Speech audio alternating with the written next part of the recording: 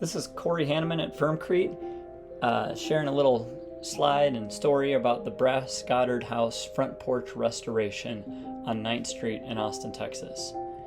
It's a before and after here. It was in pretty rough shape when they got into it, but this is such a special property. The Brass Goddard House is a historic 3-story limestone residence. It was designed by architect Jacob Lormour, and it was constructed over 125 years ago in the Mansard style. And I think what's so special about this is where it's situated. This neighborhood is maybe half a mile up from the Colorado River.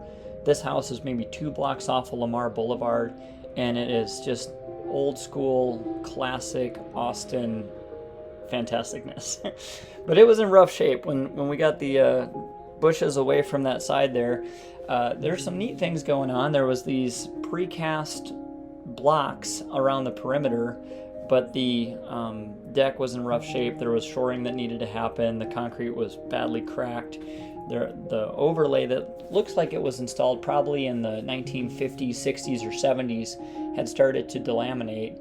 And it makes sense that there would have been some renovation done at least halfway through this property's life, because again, the location is incredible.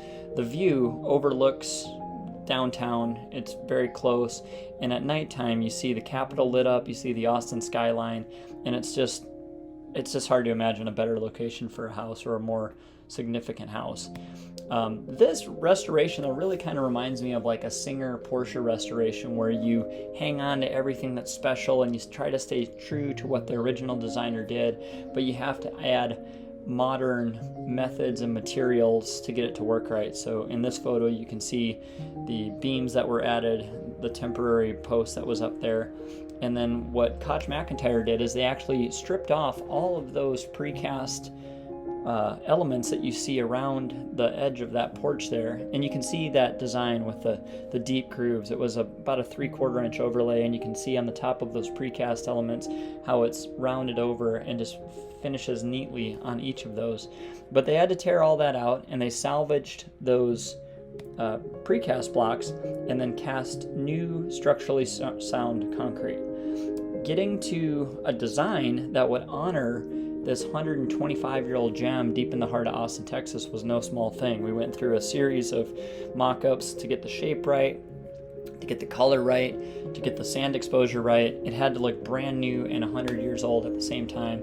And so here we are kind of discussing and then setting up. We were going to have these long runs so that we could hand tool the edges of the runs, and then obviously the perpendicular marks as we got in there. So we had to do it in very small, manageable sections.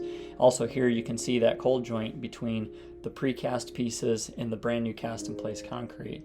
But the FirmeCrete was really clutch in that I don't know another material that can be installed at normally 3/16 of an inch, in this case 3/4 of an inch, and processed like proper concrete. Like we would take it around the in-floor plugs, we were screeding it, we were floating it, we were running a Fresno on it.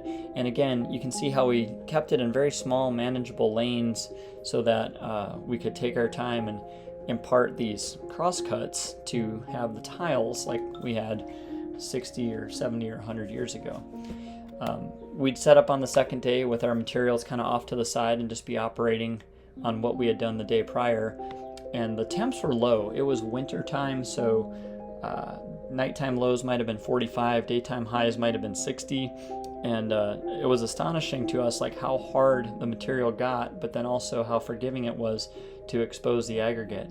We would see slight variations in the color from day to day, but as it cured out, it evened out. And again, in the cool weather, we ended up not using any surface retarders. We just washed the cream of the concrete off and sponge floated it and exposed the sand that away. And it was some pretty late nights, frankly, messing with that and working under lights. But remembering where we started from and then arriving at this finished product, I just can't think of another material other than FirmeCrete that could have done this. Really neat thing to be a part of.